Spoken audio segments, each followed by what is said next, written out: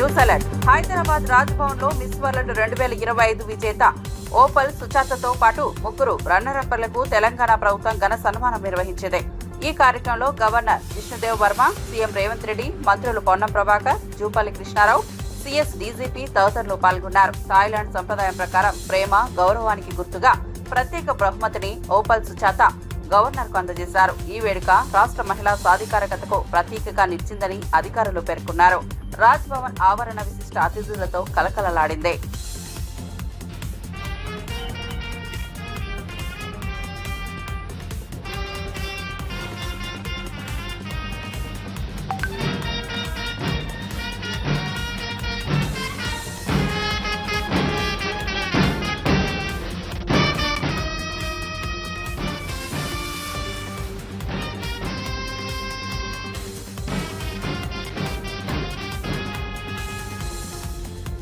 Journey 5 is also presenting, yes, a beautiful piece there.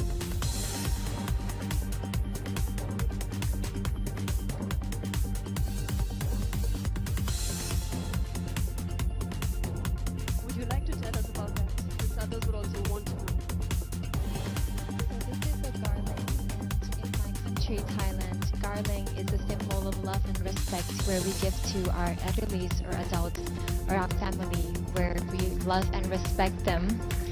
So I would like to present this to the Telangana government in the name of Miss World and my country, Thailand, and my fellow contestants as a sign of love, respect, and gratitude for welcoming us with such warmth and giving us the most amazing time here in Telangana. Thank you.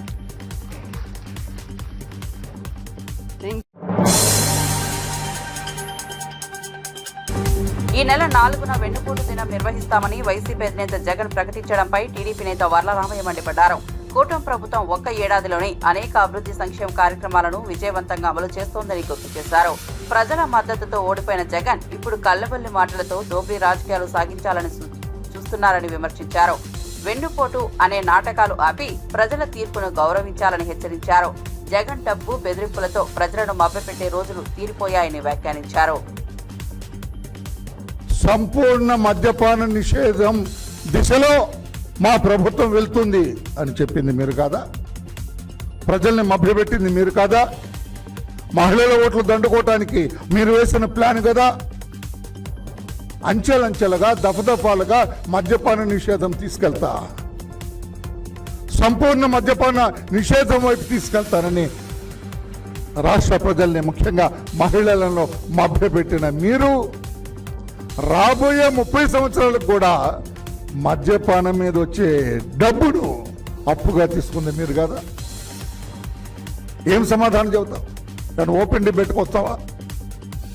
అమాయకుల్ని ఇంకా మోసం చేస్తారా? ఈయనేమో మద్యపానం నిషేధం చేస్తాడట, but 30 ఏళ్ళకి అప్పు తీసుకుంటాడట. అంటే 30 ఏళ్ళు తాగాలి కదండి, మరి తాకపోతే అప్పు ఇచ్చినోడు ఒప్పుకుంటాడా? అంటే ఎక్కడ మద్య నిషేధం?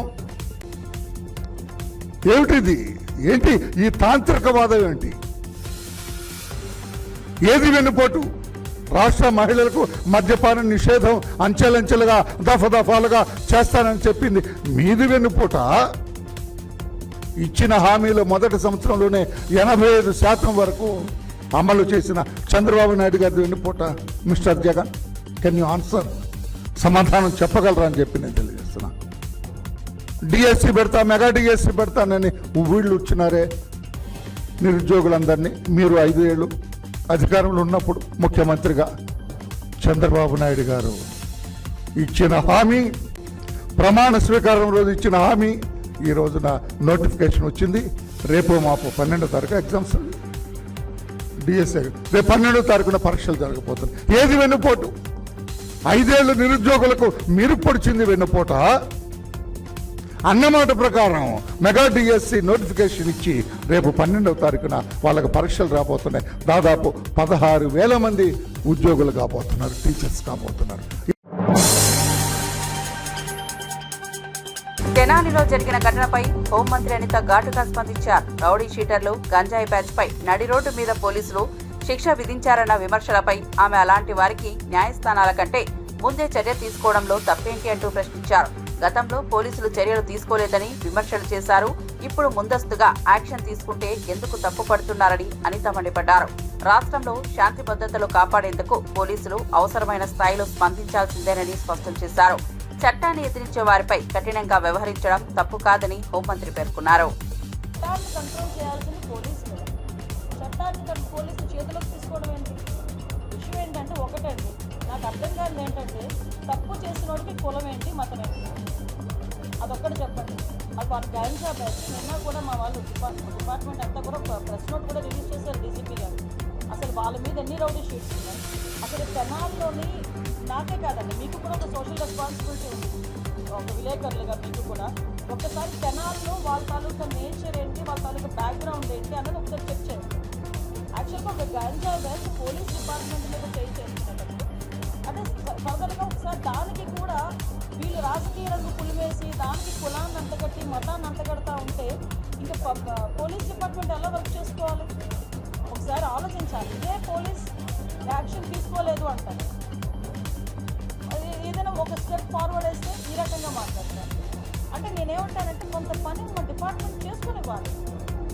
అలాగని ఇప్పుడు అమాయకులు ఎవరిని కూడా మేము పరిస్థితి నేను ఒకటే మాట్లాడుతాను. ఇదే ఇప్పుడు ఎక్స్-సీఎం ఈయన జగన్మోహన్ రెడ్డి ఏదేదో మాట్లాడుతున్నారు, ట్వీట్లో ఏదో పడుతున్నారు, రేపు కూడా వస్తారు అంటున్నారు. నేను డైరెక్ట్ క్వశ్చన్ అండి, డాక్టర్ సుధాకర్ అనే వ్యక్తి మాస్క్ అడిగిన పాపానికి నడి రోడ్డు మీద రెక్కలు ఇచ్చి చొక్కా ఇప్పి కొట్టిన సందర్భం మర్చిపోయారా? మరి ఆ రోజు ఎందుకు మాట్లాడలేదు జగన్మోహన్ రెడ్డి? ఆ రోజైతే భావ స్వేచ్ఛా ప్రకటన, ఆ రోజైతే అదే చంద్రబాబు నాయుడు గారు అమరావతి చూడటానికి వెళ్తే బస్సు మీద రాళ్ళు ఇసురుతూ ఉంటే ఆ రోజు ఎందుకు రాళ్ళు ఇసిరారంటే భావ స్వేచ్ఛా ప్రకటన అని మాట్లాడారు. అదే పోలీస్ డీసీపీ ఆఫీస్కి పక్కనే ఉన్న మా సెంట్రల్ ఆఫీస్ మీద దాడి చేస్తే మా కార్యకర్తకి బీపీ వచ్చింది అన్నారు. ఇవన్నీ ఎక్స్-సీఎం మాట్లాడిన మాటలే కదా. ఈరోజు అదే వరప్రసాద్ అని మన రాజమండ్రిలో వరప్రసాద్ అని ఇసుక మాఫియా గురించి మాట్లాడితే పోలీస్ స్టేషన్లో కూర్చొని శిరోముండనం చేస్తే మరి ఆ రోజు ఎందుకు మాట్లాడలేదు? దళిత నాయకుడు ఆ రోజు దళితులు ఎందుకు శిరోముండనం చేశారు అని చెప్పి ఆ రోజు ఎందుకు మాట్లాడలేదు? ఆ రోజు ఎందుకు వరప్రసాద్ ఇంటికి వెళ్ళి పలకరించలేదు? యాదగిరిగుట్టకు వచ్చే భక్తులు శిల్పారామాన్ని సందర్శించి చేనేత హస్త కళాకారులను ప్రోత్సహించాలంటూ ప్రభుత్వ విప్ బీర్ల ఐలయ్య పిలుపునిచ్చారు.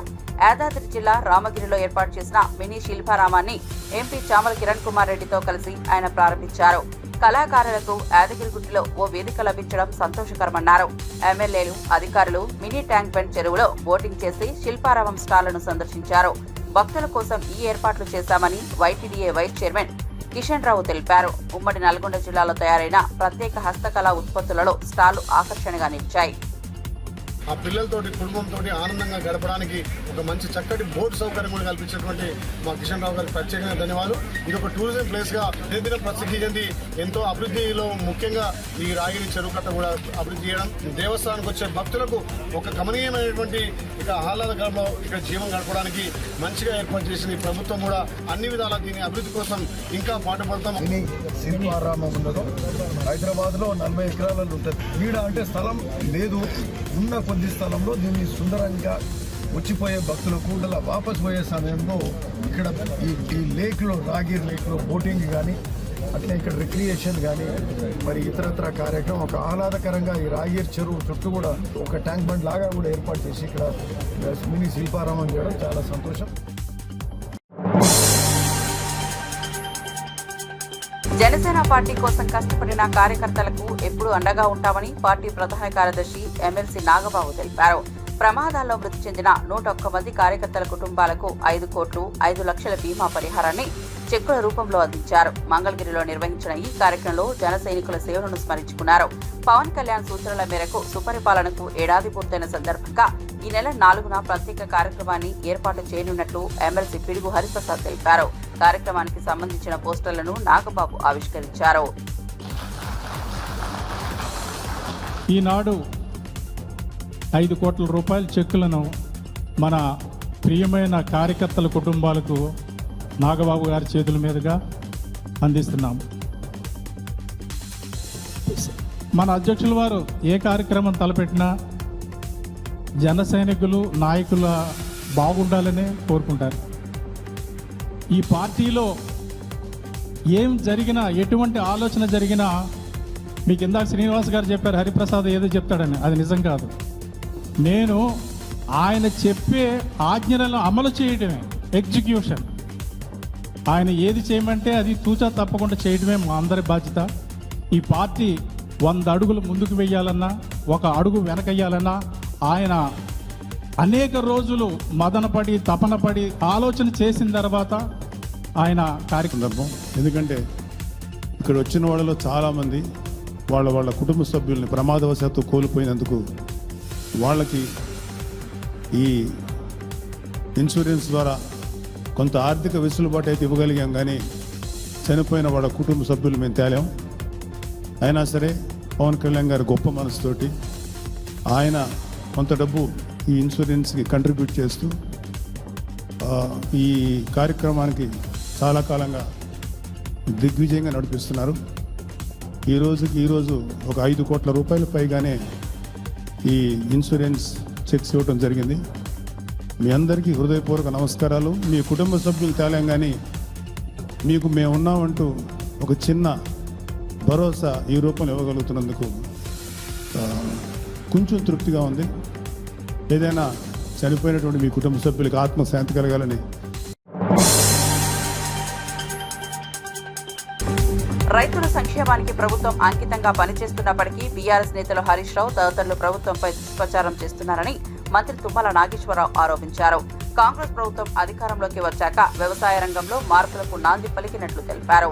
దేశంలో ఎక్కడా లేని విధంగా మొదటి పంట కాలంలోనే 36,000 కోట్లు రైతుల ఖాతాల్లో జమ చేసి రుణ విముక్తులను చేశామని చెప్పారు. ప్రతి పంటకు మద్దతు ధర ఇవ్వడం ద్వారా రైతుల శ్రమకు న్యాయం చేస్తామన్నారు. ఈ స్థాయిలో సంక్షేమం కొనసాగుతుండగా కూడా బీఆర్ఎస్ నేతలు విమర్శలు చేయడం సిగ్గుచేటన్నారు. నాట్లు వేయడానికి ముందే రైతు భరోసా నిధులు జమ చేస్తామన్నారు. జాతకాన్ని మాట్లాడుతాడో రాజకీయ పరంగా జరిగేదాన్ని కళ్ళతో చూసేదాన్ని చెవులతో వినేదాన్ని కూడా మీరు ఒప్పుకోలేకపోతే మీ బతుకు బదాలే చెప్పుకోవడానికి ఈ సందర్భంగా మనం రాజకీయపరమైన విమర్శలు ఉండొచ్చు, కానీ ఒకే ఒక్క సంవత్సరంలో మొదటి పంట కాలంలో 33,000 కోట్లు రైతు బీమాతోటి 35,000 కోట్లు డైరెక్ట్ గా రైతు జేబులో పెట్టినటువంటి ఏకైక ప్రభుత్వం రేవంత్ రెడ్డి గారి ప్రభుత్వం అని చెప్పుకునే సందర్భంగా మనం చూస్తున్నాం. కాబట్టి ఇంకా కష్టాలుంది, ఇంకా ఇవ్వాల్సిన అవసరం ఉంది.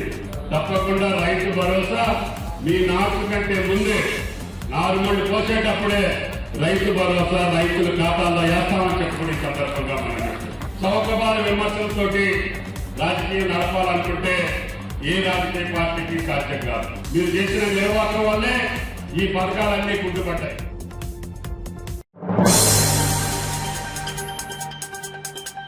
సనత్ నగర్ ఈఎస్ఐ ఆసుపత్రిలో కొత్త ఓపీ బ్లాక్ జూలై మొదటి వారంలో ప్రారంభమవుతుందని కేంద్ర మంత్రి కిషన్ రెడ్డి తెలిపారు. రోజు 3,000 నుంచి 4,000 మంది రోగులు వస్తున్న పరిస్థితిలో వారి అవసరాలను దృష్టిలో ఉంచుకుని విస్తరణ పనులు వేగంగా జరుగుతున్నాయని వివరించారు. ఆసుపత్రిలో అభివృద్ధి పనులకు ప్రత్యక్షంగా పరిశీలించిన కిషన్ రెడ్డి కార్మిక కుటుంబాలకు అన్ని అవసరాల మేరకు మెరుగైన వైద్యం అందించేందుకు తగిన ఏర్పాట్లు చేస్తున్నామని స్పష్టం చేశారు. త్వరలోనే పూర్తిస్థాయి వైద్య సేవలు అందుబాటులోకి వస్తాయని హామీ ఇచ్చారు. ఓపీ చూసుకున్నట్లయితే తెలంగాణలో అత్యధికమైనటువంటి ఓపీ పేషెంట్లు వచ్చేటువంటి హాస్పిటల్ ఈరోజు సనత్ నగర్గా మారింది. గాంధీ హాస్పిటల్ కంటే అత్యధికమైనటువంటి ఓపీ పేషెంట్లు ఈరోజు సనత్ నగర్ ఈఎస్ఐ హాస్పిటల్ రావడం అనేటువంటిది చాలా గొప్ప విషయం. ఈ హాస్పిటల్ను మరింతగా ఎక్స్పెన్షన్ చేసేటువంటి కార్యక్రమం కొనసాగుతుంది. వచ్చే జూలై 1 లోపల ఆ ఓపీ బ్లాక్ ప్రారంభం కావాలనేటువంటి లక్ష్యంతో ఈ యొక్క హాస్పిటల్ మేనేజ్మెంటు ప్రయత్నం చేస్తూ ఉంది. 211 కోట్ల రూపాయలతో న్యూ ఓపీ బిల్డింగ్ చివరి దశలోకి వచ్చింది. 200 బెడ్స్తో మొత్తం 245 బెడ్స్తో ఈ యొక్క ఓపీ బ్లాక్ కొత్త బిల్డింగు జూలై మొదటి వారంలో పూర్తి కానున్నది.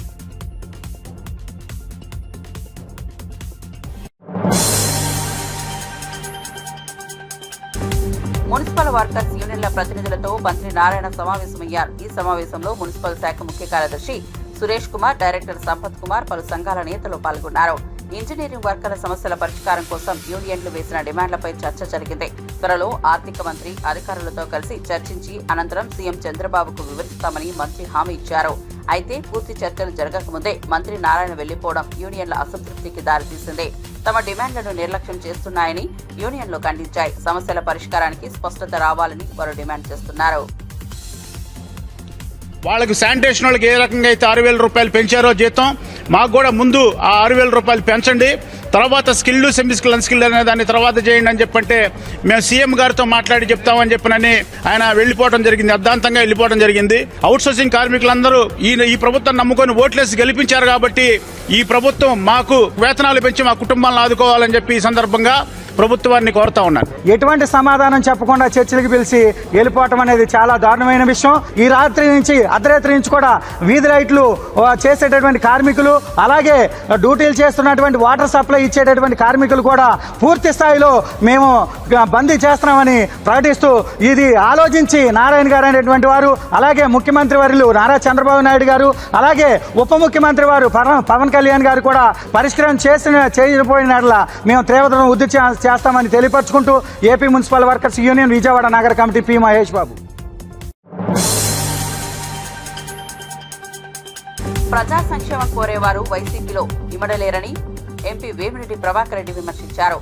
నెల్లూరు జిల్లా కొడవలూరు మండలంలోని కమ్మపాలెంలో సుమారు 1,500 మంది వైసీపీ కార్యకర్తలు, ఎంపీటీసీలు, సర్పంచ్లు టీడీపీలో చేరారు. వీరిని వేమిరెడ్డి దంపతులు కండువాలు కప్పి పార్టీలోకి ఆహ్వానించారు. గత వైసీపీ పాలన ప్రజల ఆకాంక్షలకు విరుద్ధమైందని వేమిరెడ్డి ఆరోపించారు. చంద్రబాబు నాయుడు నెరవేర్చిన సంక్షేమ పథకాలే ప్రజలను ఆకర్షిస్తున్నాయని పేర్కొన్నారు. కోవూరు ఎమ్మెల్యే వేమిరెడ్డి ప్రశాంత్ రెడ్డి మాట్లాడుతూ టీడీపీ పట్ల రాష్ట్ర వ్యాప్తంగా విశ్వాసం పెరుగుతోందని అన్నారు. మీరు తెలుగుదేశంలో వచ్చి మాట్లాడుతున్నారని, అక్కడ న్యాయం జరగల, న్యాయం కోసం వదిలేసి ఇది మనకు కాదు, మన మంచి మనుషులకి ఇది స్థలం కాదు అని ఇక్కడి నుంచి పోయి మళ్ళీ జరగరాంది జరిగింది. ఆ రోజు పోయి నేను పోటీ చేయను చెప్పి అది ఆ భగవంతుడే ఆ దావ చూపించాడు నాకు. ఎప్పుడు కూడా ఆ భగవంతుడే ఏది కరెక్ట్ ఏది తప్పు అనేది ఆయనకి తెలుసు. ఆయనే నన్ను ఇటు తీసుకురావడం, మంచి లీడర్లు చంద్రబాబు నాయుడు గారి దగ్గర మనం రావడం.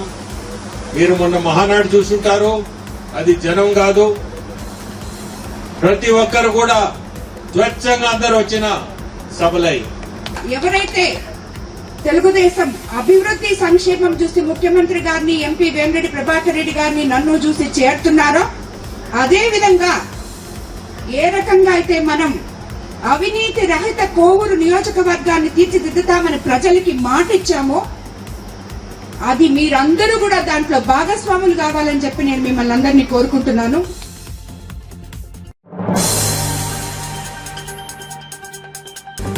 వరద కాలంలో కైకలూరు నియోజకవర్గం ముంపు బారిన పడకుండా ఉండేందుకు ముందస్తు చర్యలు తీసుకుంటున్నామని ఎమ్మెల్యే కామినేని శ్రీనివాస్ వెల్లడించారు. 35 ఏళ్లలోపు పుల్లవ, వార్లకోడు ప్రధాన కాలువను సమగ్రంగా శుభ్రం చేస్తున్నట్లు పేర్కొన్నారు. కూటమి నేతలతో కలిసి ఆటపాక, కైకలూరు ప్రాంతాల్లో డ్రైనేజీ ప్రక్షాళన పనులను స్వయంగా పరిశీలించారు. ప్రజలకు ఇబ్బందులు కలిగించే ఆక్రమణలను తొలగించాలంటూ అధికారులకు ఆదేశించారు. ప్రజల కష్టాలు నివారించడమే లక్ష్యంగా ముందస్తు చర్యలు తీసుకుంటున్నామని స్పష్టం చేశారు. నియోజకవర్గ ప్రజలు ప్రభుత్వంతో సంబంధం లేకుండా ఇక 40 లక్షలు పెట్టి పంటలు అంటే అందులో వెళ్తాం. ఇప్పుడు ఇక్కడ వెళ్ళదు కాబట్టి పంట చాలా కష్టంగా ఉంది. పక్కలేని దాంట్లో దిగితే దిగిపోతుంది. వారంలోనూ రైతులు కొబ్బరి చెట్లు వేసుకున్నారు. ఆయన అనవసరంగా వాటిని పాడు చేస్తాం అనవసరమని.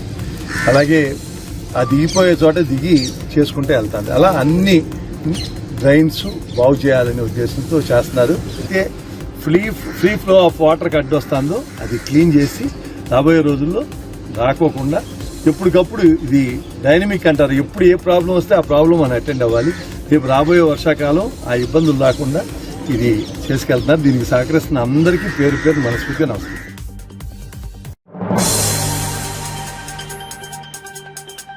ఆయుష్ ఆసుపత్రి నుంచి డిశ్చార్జ్ అయిన వెంటనే ఎమ్మెల్యే వల్లభనేని వంశీని విజయవాడ సబ్ జైలుకు పోలీసులు తరలించిన దృశ్యాలు సంచలనం సృష్టిస్తున్నాయి.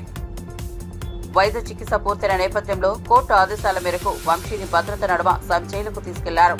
ఆసుపత్రి గేట్ నుంచి జైలు వరకు పోలీసులు కట్టుదిట్టమైన భద్రతను ఏర్పాటు చేశారు. ఆయన తరలింపును చూసేందుకు ఆసుపత్రి వద్ద పెద్ద సంఖ్యలో కార్యకర్తలు, మీడియా ప్రతినిధులు హాజరయ్యారు. వంశీ ఆరోగ్య పరిస్థితిపై అధికార వర్గాలు ఎలాంటి అధికార ప్రకటన ఇవ్వలేదు. ఈ పరిణామాలు విజయవాడ రాజకీయ వర్గాల్లో కలకలం రేపుతున్నాయి.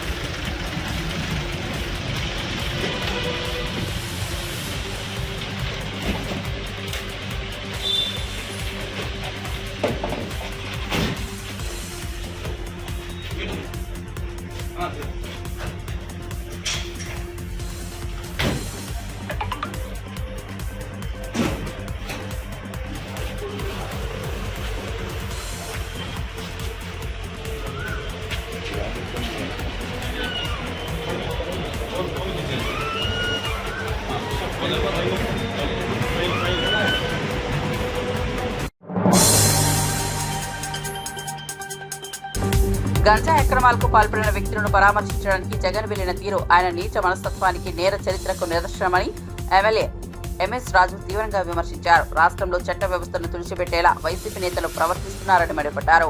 నేరంలో పట్టుబడిన వారిని ఓదార్చడం ఎలా సమర్థనీయమవుతుందని ప్రశ్నించారు. మాజీ సీఎం హోదాలో జగన్ చేస్తున్న చర్యలు ప్రజాస్వామ్య విలువలకు అవమానకరమని ఎంఎస్ రాజు వ్యాఖ్యానించారు. గంజాయి మాఫియాకు అండగా నిలబడేవారిని ప్రజలు తగిన బుద్ధి చెబుతారని హెచ్చరించారు. సందర్భాలు లేవు. కేవలం ఇతని క్రైమ్ పార్ట్నర్స్ వైఎస్ఆర్ కాంగ్రెస్ పార్టీలో ప్రజల్ని హింసించినటువంటి వాళ్ళని, ప్రజల్ని దోచుకున్నటువంటి వాళ్ళని ఓదార్పు యాత్ర చేయడం తప్ప రాష్ట్రం కోసం, దేశం కోసం పనిచేసినటువంటి వాళ్ళని ఏ రోజు ఓదార్చినటువంటి పరిస్థితి లేదు. ఇంతకు మించి దిగజారడనుకున్న ప్రతిసారి జగన్మోహన్ రెడ్డి ఇంకా దిగజారుతూనే ఉన్నాడు. తెనాలిలో జరిగినటువంటి సంఘటన, పోలీసులు బహిరంగంగా కౌన్సిలింగ్ ఇవ్వడం, కరుడుగట్టిన నేరస్తులు, భూ కబ్జాదారులు, గంజాయి స్మగ్లర్లు, అనేకమైనటువంటి దోపిడీ కేసుల్లో ఉన్నటువంటి వ్యక్తులు, హత్యా ప్రయత్నం చేసినటువంటి కేసుల్లో ఉన్నటువంటి వ్యక్తులు, కరుడుగట్టిన నేరస్తులకి కులాన్ని ఆపాదిస్తూ, సాక్షిలో అసత్యపు మాటలు రాస్తూ దళితుల్ని నమ్మించేటువంటి ప్రయత్నం. నేరం చేసిన వాడికి, తప్పు చేసిన వాడికి ఖచ్చితంగా ఈ దేశంలో ఏదో ఒక కులంలో పుట్టాల్సిందే. నేరస్తుడికి కులాన్ని అంటగడుతూ దళితులకు అన్యాయం జరిగిందని మొసలి కన్నీరు గారుస్తూ ఓదార్పు యాత్రకు పోవడం గంజాయి స్మగ్లర్లు, భూ కబ్జాదారులు, రౌడీ షీటర్లు, గతంలోనే వీళ్ళ మీద రౌడీ షీటర్లు ఉన్నాయి. వీళ్ళను ఓదార్పు యాత్రకు వెళుతూ దళితుల్ని ఓదార్పు యాత్ర, దళితులకి అన్యాయం జరిగింది, ఓదార్పు యాత్రకు వెళ్తున్నాను, ఆ కుటుంబాలని పరామర్శిస్తానని చెప్పడం జగన్మోహన్ రెడ్డి యొక్క నీచ మనస్తత్వానికి ఇదొక నిదర్శనం. గతంలో జగన్మోహన్ రెడ్డి గారు ముఖ్యమంత్రిగా ఉన్నప్పుడు దళితుల మీద జరగని అఘాయిత్యాలు లేవు. దళితుల మీద ప్రతినిత్యం దమనకాండ జరిగింది, హత్యలు జరిగాయి, మానభంగాలు జరిగాయి. ఇన్ని జరిగినా కూడా జగన్మోహన్ రెడ్డి అనే వ్యక్తి దళితులకు అండగా బయటకు వచ్చినటువంటి పరిస్థితి లేదు. ఇతని పార్టీలో ఎమ్మెల్సీగా ఉన్నటువంటి అనంతబాబు అనే వ్యక్తి దళితుడిని చంపి డోర్ డెలివరీ చేసి ఆ ఇంటికి శవాన్ని అప్పగించి మీరు కేసు పెడితే మీ రెండో కొడుకును కూడా చంపుతామని బెదిరించినటువంటి అనంతబాబుని కనీసం పార్టీ నుంచి సస్పెండ్ చేయకపోగా, ఎమ్మెల్సీ పదవి నుంచి బర్తరాఫ్ చేయకపోగా ఆ దళిత కుటుంబాన్ని ఈ రోజుకి పరామర్శించినటువంటి సందర్భం లేదు. కనీసం ముఖ్యమంత్రిగా ఫోన్ లో కూడా ఆ కుటుంబాన్ని పరామర్శించలే. ఒకటి కాదు, రెండు కాదు, 5 సంవత్సరాల్లో అనేక ఉదాహరణలు ఉన్నాయి. సొంత నియోజకవర్గంలో ఒక దళిత మహిళ మీద అతి కిరాతకంగా అత్యాచారం చేసి హత్య చేస్తే పులివెందల అతని నివాసానికి దాదాపు 7-8 కిలోమీటర్లు. ఆ కుటుంబాన్ని స్థానిక ఎమ్మెల్యేగా, బాధ్యత కలిగినటువంటి ముఖ్యమంత్రిగా ఆ కుటుంబాన్ని. తిరుమలలో ఇటీవల వరుసగా చోటు చేసుకుంటున్న ఘటనల వెనుక కుట్రకోణం ఉందని అనుమానం వ్యక్తం చేసిన టీటీడీ బోర్డు సభ్యుడు భానుప్రకాష్ రెడ్డి ఈ విషయంపై సమగ్ర దర్యాప్తుకు జరిపించాలని ఏపీ డీజీపీ హరీష్ కుమార్ గుప్తాకు లేఖ రాశారు. శ్రీవారి ఆలయం భక్తి కేంద్రంగా ఉండే చోట నినాదాలు వంటి చర్చలు తారాస్థాయికి చేరడం వెనుక ఉన్న కుట్రలను వెలికి తీయాలని కోరారు. టీటీడీ ప్రతిష్టను కించపరిచేలా కొందరు కావాలనే ప్రవర్తిస్తున్నారని, ఇలాంటి చర్యలను ఉపేక్షించకూడదని లేఖలో పేర్కొన్నారు. తిరుమల భద్రతను మెరుగుపరచాలని, దర్యాప్తును త్వరితగతిన చేపట్టాలని డీసీపీని కోరారు.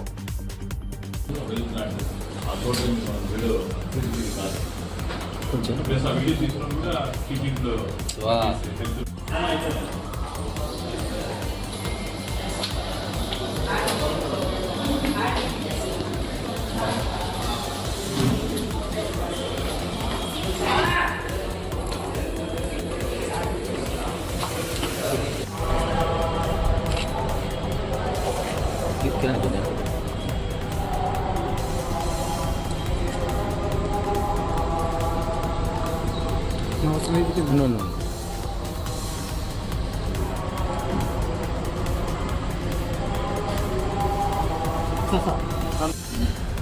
హ్యుమానిటీ గ్రౌండ్స్ అంటే నిజమైన భక్తులు మనం ఇబ్బంది పెట్టాము.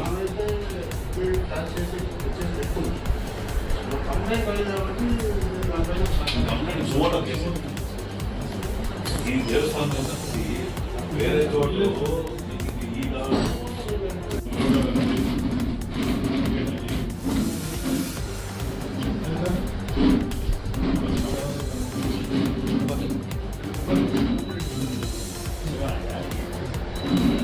మీరు ఏడే ఉన్నారు ఇంట్లో.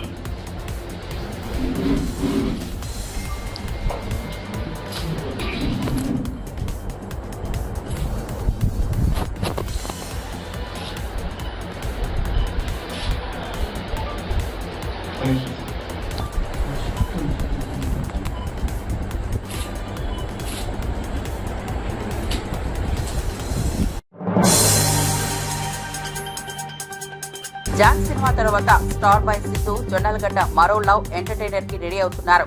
లేడీ డైరెక్టర్ నీరజా కోన దర్శకత్వంలో రూపొందుతున్న తెలుసు కదా సినిమా షూటింగ్ ప్రస్తుతం శరవేగంగా సాగుతోంది. ఈ చిత్రంలో సిద్ధు సరసన రాశి ఖన్నా, శ్రీనిధి శెట్టి కథానాయకులుగా కనిపించబోతున్నారు. సినిమాపై ఆసక్తిగా ఎదురుచూస్తున్న అభిమానులకు మేకర్స్ తాజాగా అదిరిపోయే అప్డేట్ అందించారు. త్వరలో ఫస్ట్ లుక్, మోషన్ పోస్టర్ విడుదల చేయనున్నట్లు సమాచారం. ఫీల్ గుడ్ ప్రేమ కథగా రూపొందుతున్న ఈ సినిమా యూత్ లో హిట్ అవుతుందనే అంచనాలు భారీగా నెలకొన్నాయి. Hi baby. హాయ్. నేను సడన్గా వీడియో కాల్ చేసావు. నిన్ను చూడాలనిపించి. ఇప్పుడు నిజం చెప్పు. నిజంగా నిన్ను చూడాలనిపించి అందుకే చేసి.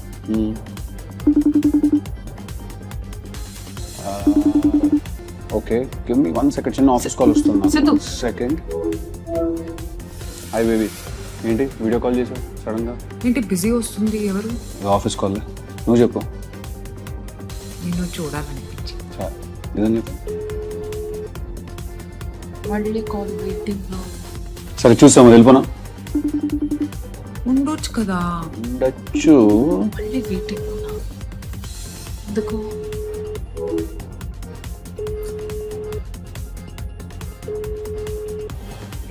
కొంచెం I just finish that and call you back. ఓ, అంటే అందుకే నీకు కాల్ వెయిటింగ్ వచ్చి. ఇదేనా అర్జెంట్ వర్క్? వేరే పని అన్నావు, కట్ చేసి మళ్ళీ కాల్ చేయడానికిగా.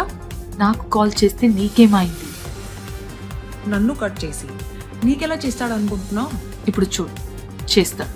ಸಿದ್ದು तुमसे बता दो ना तुम्हारे लिए कौन सा जरूरी है ये क्या मैं ನಾನು ಹೇಳ್ತಾ ಇದ್ದೀನಲ್ಲ ನನಗೆ ಕಾಲ್ ಮಾಡ್ತಾನೆ. एक्चुअली पूछने की जरूरत ही नहीं है कि सब पता है कौन तुम्हारे लिए. తెలుసు కదా, లవ్ యూ టూ. మీకు తెలుసా? తెలుస్తుందిలే, October 17th.